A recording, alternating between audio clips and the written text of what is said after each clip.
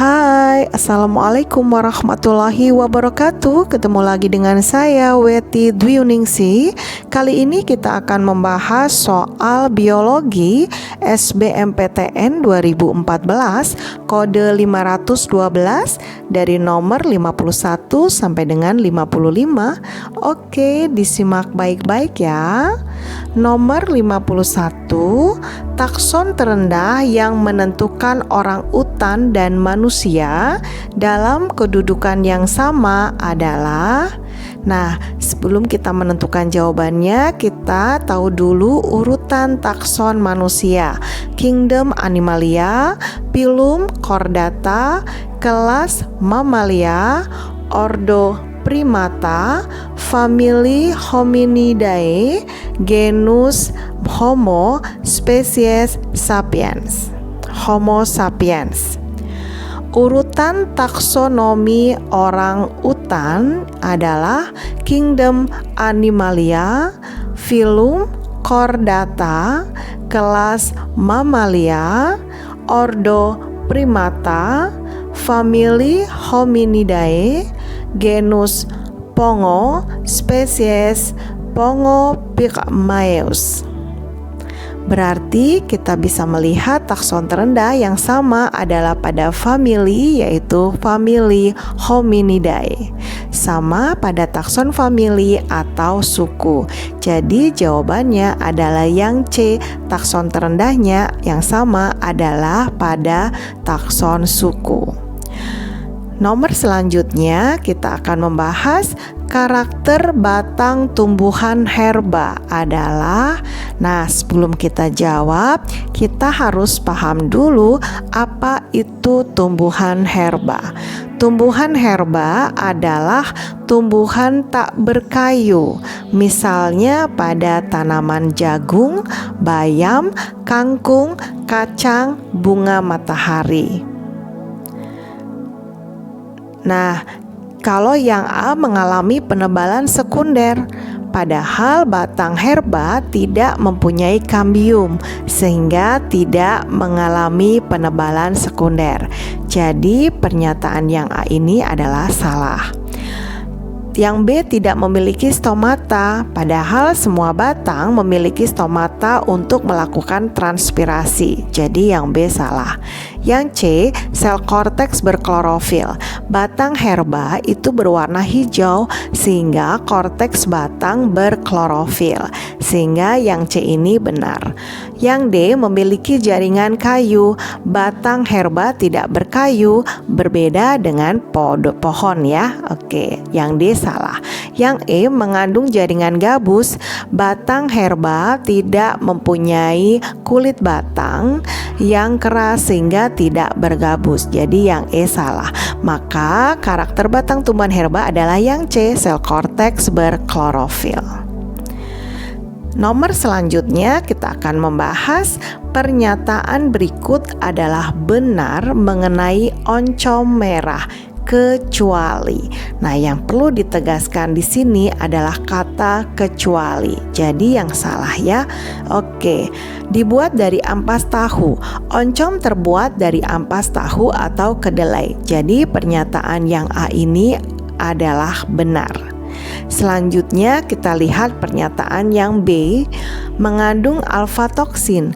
Populasi jamur Neurospora pembuat jamur oncom ya dapat menekan produksi alfa-toksin atau racun dari Aspergillus flavus.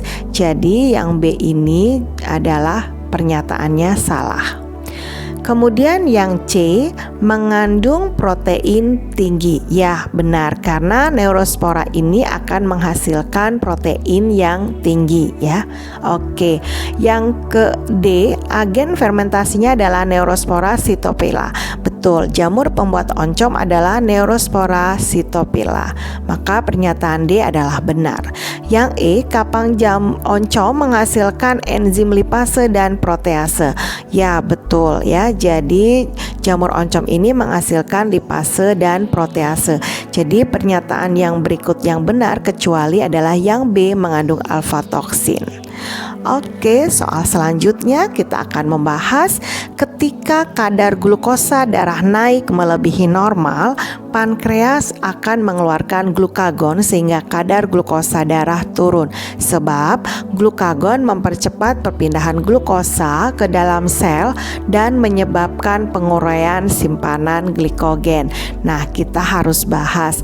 Ini kita membahas tentang pankreas menghasilkan dua hormon yang bekerjanya secara antagonis atau berlawanan.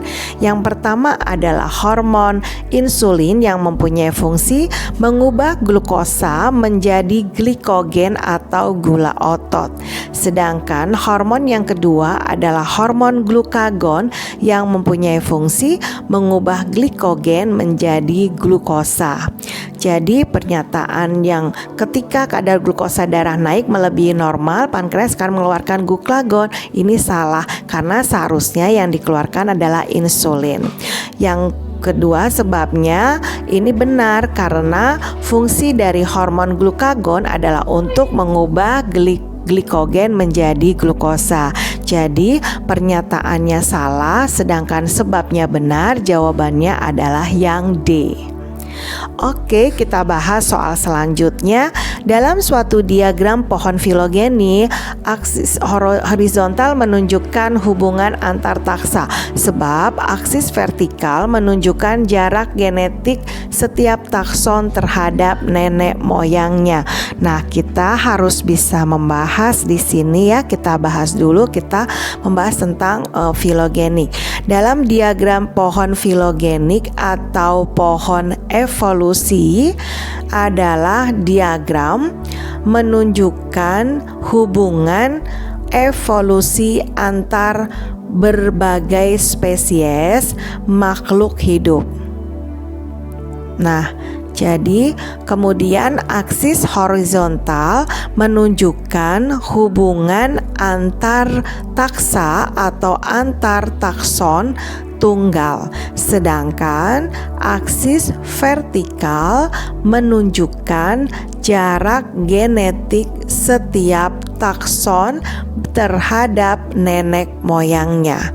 Jadi pernyataan dalam suatu diagram pohon filogeni aksis horizontal menunjukkan hubungan antar taksa adalah benar, sebab aksis vertikal menunjukkan jarak genetik itu adalah benar.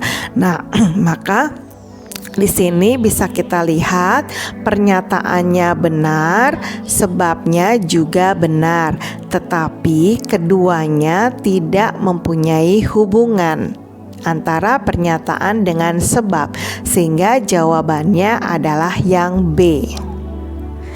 Oke, demikian tadi pembahasan soal SBMPTN 2014 nomor 50 sampai nomor 55. Selanjutnya kita akan membahas soal SBMPTN 2014 kode 512 nomor 56 sampai 60. Jangan lupa like dan subscribe ya. Terima kasih. Wassalamualaikum warahmatullahi wabarakatuh.